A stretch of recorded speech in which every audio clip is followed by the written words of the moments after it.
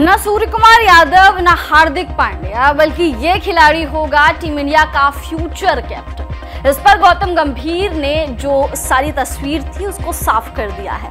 क्या कुछ गंभीर ने कहा है फ्यूचर कैप्टन के बारे में, चलिए आपको बताते हैं इस वीडियो में। लेकिन उससे पहले आप सभी लोगों का बहुत बहुत स्वागत है न्यूज नेशन स्पोर्ट्स में। मैं हूं आपके साथ श्रद्धा पांडे।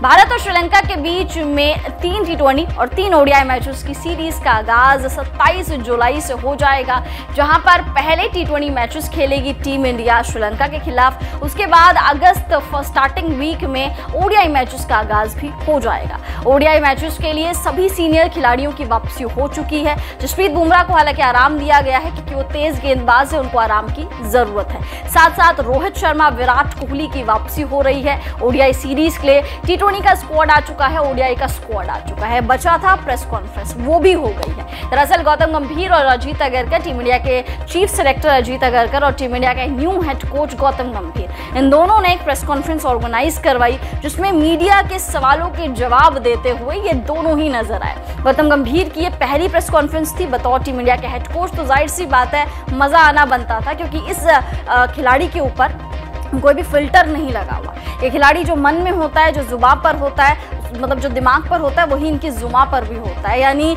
ये इसमें कोई फिल्टर नहीं है।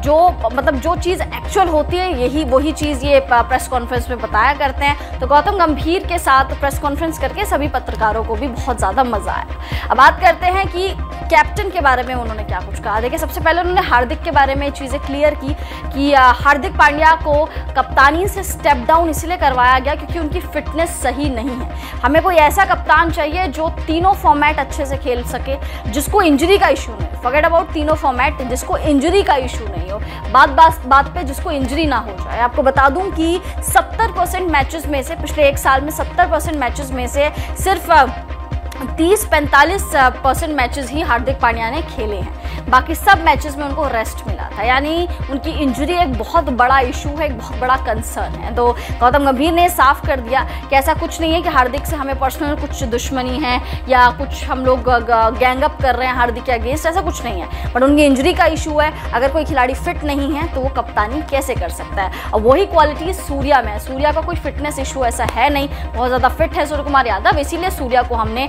बतौर T20 कैप्टन देख रहे हैं, मतलब देखा है, इसीलिए उनको चुना है। साथ साथ आप कप्तान के बारे में उन्होंने फ्यूचर कैप्टन के बारे में ये कहा कि देखिए, शुभमन गिल एक तीनों फॉर्मेट खिलाड़ी है। शुभमन गिल तीनों फॉर्मेट अच्छे से खेलते हैं, इसीलिए हमने उनको वाइस कैप्टन चुना है। और हमें पता है कि वो रोहित शर्मा और सूर्य कुमार यादव, इन दोनों से बहुत कुछ सीख सकते हैं। शुभमन गिल के अंदर वो क्वालिटीज़ है जो आगे चल के टीम इंडिया के लिए बहुत ज़्यादा बेनिफिट होने वाली है। तो उन्होंने कहा है कि इसीलिए हमने शुभमन गिल को टीम इंडिया का बतौर उप कप्तान चुना है, चाहे वो T20 हो चाहे वो ODI हो। इसीलिए टीम इंडिया का जो आगे फ्यूचर कैप्टन की बात करें तो शुभमन गिल का नाम अभी सबसे ज़्यादा आगे है रेस में, क्योंकि उन्होंने इतनी बड़ी चीज़ अगर बोल दिया, अजीत अगरकर एंड गौतम गंभीर की जोड़ी ने इतनी बड़ी चीज़ बोल दी है कि भाई शुभमन गिल तीनों फॉर्मेट के कप्तान है। यानी कहीं ना कहीं तीनों फॉर्मेट की कप्तानी कहीं शुभमन गिल को आगे चल के ना मिल जाए। बस थोड़ा सा उनको बल्लेबाजी पर ध्यान देना और कॉन्फिडेंस देगा। जब आज प्रेस कॉन्फ्रेंस देखेंगे शुभमन गिल भी, तो बतौर खिलाड़ी भी उनको बहुत ज़्यादा कॉन्फिडेंस मिलेगा कि हाँ भाई, मुझे अच्छा परफॉर्म करना है, क्योंकि हो सकता है चीफ सेलेक्टर और कोच मुझे आगे एज अ फ्यूचर कैप्टन देख रहे हो तीनों फॉर्मेट का।